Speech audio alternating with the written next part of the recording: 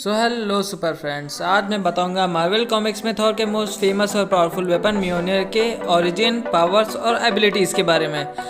यार देखो, जब से थॉर रैग्नारोक आई है तो उसमें दिखाया कि हेला ने थॉर के म्योनियर को कितनी आसानी से ब्रेक कर दिया, लेकिन कॉमिक्स में तो थॉर का म्योनियर लगभग इनडिस्ट्रक्टिबल था। और हो भी क्यों ना, क्योंकि उसको यूनिवर्स के मोस्ट पावरफुल मेटल ऊरू से बनाया गया था। अब बात करते हैं म्योनियर की फर्स्ट अपीयरेंस की, तो उसका फर्स्ट अपीयरेंस हुआ था 1962 की journey into the mystery comics की इशू नंबर 83 में। देखो, म्योनियर को तो कॉमिक्स में लैरी लीबर ने बनाया था, लेकिन इसका नाम सबसे पहले ऊरू हैमर रखा जाने वाला था, लेकिन बाद में इसका नाम चेंज करके म्योनियर रख दिया गया। मेटल से उसका हैमर बना, उसका नाम रखा गया ऊरू।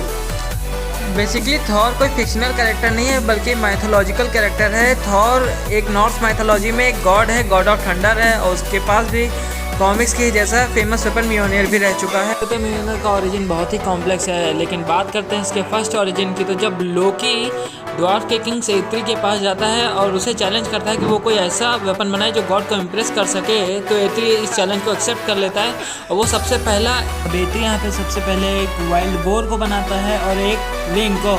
लेकिन जब वो अपना मोस्ट पावरफुल वेपन म्योनियर बनाने वाला था, तब लोकी उसको परेशान करने लगा, जिसकी वजह से उस हैमर का हैंडल छोटा हो गया, जिसे वो सिर्फ एक ही हाथ से चलाया जा सकता था। लेकिन इसके बावजूद भी ओडिन ने इस वेपन को अपने वॉल्ट में शामिल कर लिया और एत्री को रिवॉर्ड दिया और एत्री को गार्ड का वेपन फॉर्जर बना दिया, और लोकी को पनिशमेंट के हिसाब से लिप्स को स्टिच कर दिया गया। अब ओडिन के वॉल्ट में वेपन रहने के बाद थॉर इसको एक बार उठा लेता है और वो वर्दी बन जाता है। इसके बाद ओडिन ये वेपन थॉर को दे देते हैं। अब बात करते हैं इसके सेकंड ओरिजिन की, जो द माइटी थॉर कॉमिक्स में दिखाया गया था। जब निक फ्यूरी थॉर को 3 ऐसे वर्ड बोलता है जिससे थॉर और पूरे गार्डियन गॉड्स अनवर्दी हो जाते हैं। उसके बाद जब थॉर का हैमर वहीं पे उसके हाथ से छूट करके गिर जाता है, तो एक अननोन लेडी आकर के उसे वील्ड कर लेती है और बन जाती है द गॉड ऑफ थंडर। जब वो अननोन लेडी उस म्योनियर को वील्ड कर लेती है, तो उसमें लगा एन्चेंटमेंट चेंज हो जाता है और ही की जगह शी हो जाता है।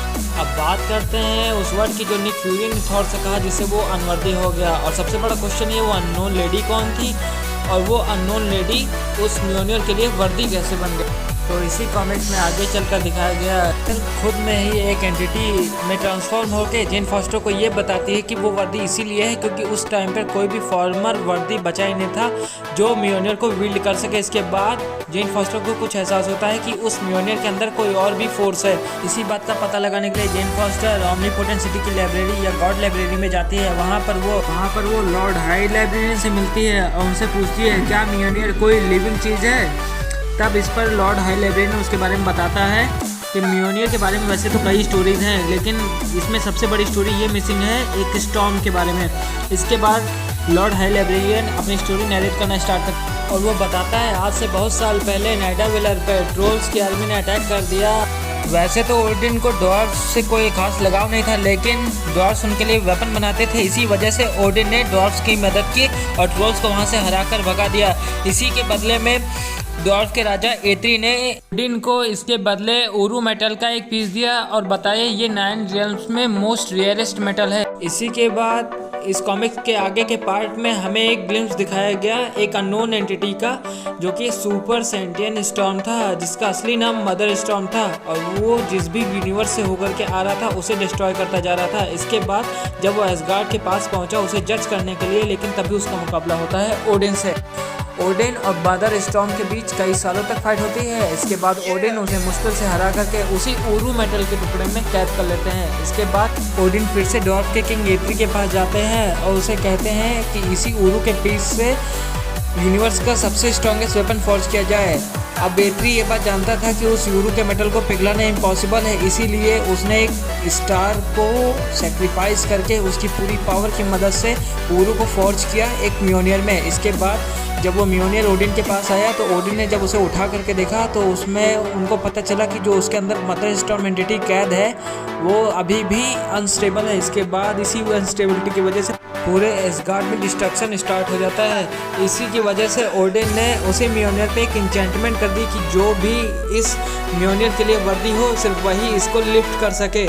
इसके बाद ओडिन ने इस इंचेंटमेंट के बाद उसे अपने वेपन चैम्बर में लॉक करके रख दिया। इसके बहुत सालों बाद जब थॉर बचपन में आया फिर उसने अपने आप को वर्दी प्रूव करके उस हैमर को लिफ्ट कर लिया। इसके बाद ओडिन ने वो म्योनियर थॉर के पास दे दिया। इसके बाद तो हम लोग जानते हैं कि थॉर इस म्योनियर के साथ कितने एडवेंचर्स करता है। अब बात कर कॉमिक्स में कौन कौन इसके लिए वर्दी रह चुका है, तो सबसे पहले रॉजर रेड नॉर्वेल, इसके बाद बीटा रेबेल, इसके बाद कैप्टन अमेरिका, फिर एरिक मास्टरसन, फिर ओडिन, फिर बोर, फिर ब्यूरी, फिर लोकी, फिर जेन फॉस्टर, उसके बाद स्क्वायरल गर्ल, इसके बाद डिस्ट्रॉयर। बात करते हैं मार्वल सिनेमैटिक यूनिवर्स में, तो हमें दिखाया गया सिर्फ 2 ही लोग म्योनियर को लिफ्ट कर सकते थे, विजन और दूसरा ओडिन। और वैसे एंडगेम में दिखाया गया कि कैप्टन अमेरिका भी म्योनियर के लिए वर्दी थे। बात करते हैं कुछ एक्स्ट्रा फैक्ट्स की कि मार्वल कॉमिक्स से बाहर इस म्योनियर का किसने लिफ्ट किया है। तो सबसे पहले बात करते हैं सुपरमैन की, उसके बाद वंडर वुमन ने इसको लिफ्ट किया हुआ है। अब सबसे बड़ा क्वेश्चन है कि म्योनियर क्या डिस्ट्रक्टिबल है, तो हाँ, कॉमिक्स में ये कई बार डिस्ट्रक्ट हुआ है। सबसे पहले तो इसे डिस्ट्रॉयर ने अपने बीम से 2 टुकड़ों में काट दिया। इसके बाद मॉलिक्यूलर मैन ने इस म्योनियर को वेपराइज कर दिया। इसके बाद रैग्नारॉक की सीरीज में थॉर का म्योनियर टूट गया। अब बात करते हैं हमारे उन्हीं स्टार्टिंग के 3 क्वेश्चंस के बारे में। तो निक फ्यूरी ने थॉर को ये कहा था कि गॉड वॉज राइट, इसी वजह से थॉर अनवर्दी हो गया था। और हमारे सेकंड क्वेश्चन का आंसर है कि वो अनमोल वुमेन कोई और नहीं, थॉर की लव इंटरेस्ट जेन फॉस्टर थी जिसने उस म्योनियर को विल किया। इसके बाद थर्ड क्वेश्चन ये है कि वो जेन फॉस्टर म्योनियर को कैसे लिफ्ट कर पाती है। तो इसका सीधा आंसर यह है कि उस टाइम पे कोई ऐसा गार्डियन वहाँ पे बचा ही नहीं था जो उस म्योनियर को लिफ्ट कर सके। इसी वजह से म्योनियर ने खुद जेन फॉस्टर को चुना ताकि वो गॉड ऑफ थंडर बन सके। और जेन फॉस्टर थॉर की लव इंटरेस्ट भी रह चुकी है, इसी वजह से वो म्योनियर लिफ्ट कर पाई।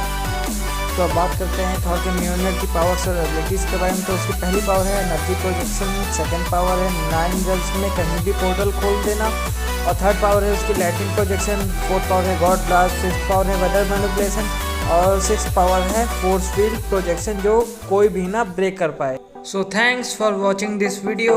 अगर आपको ये चैनल अच्छा लगता है तो सब्सक्राइब कीजिए ताकि